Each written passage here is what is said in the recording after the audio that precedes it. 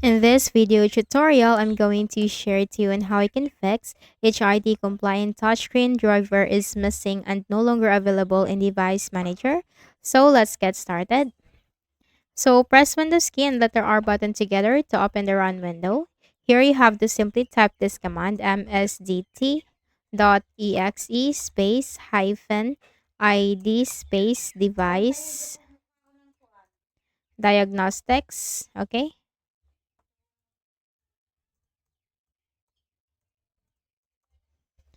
msdt.exe space hyphen id space device diagnostics, and then you have to click on OK.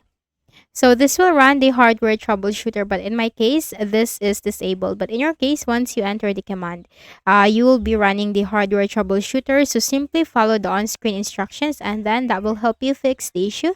After running the troubleshooter, you have to restart your Windows once. Right-click at the start button, shut down or sign out, and restart your Windows. So if this video is valuable for you, don't forget to hit the like and subscribe button, and that will help us in producing more videos for you. For the second method is that we have to open the device manager. So how can we do that? We need to make a right click at the start button, select device manager.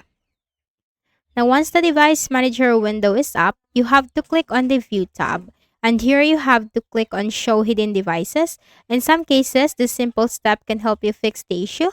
So click on view and then click on show hidden devices until you can find your HID compliant touchscreen driver. Okay, from here. So if that helped you, then good. Next method is we also have to make sure that our Windows operating system is updated. So for that, click on the start button, click on the settings icon.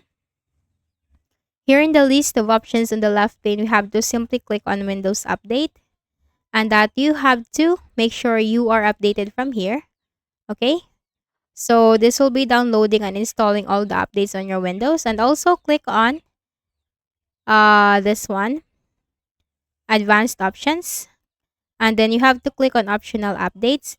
Make sure that any optional updates from here should be downloaded and installed, especially driver updates. Okay, so if there are any available optional updates from here, especially driver updates, make sure to click the download and install button. Okay, and once this is done, you just need to simply restart your Windows once, and that's it.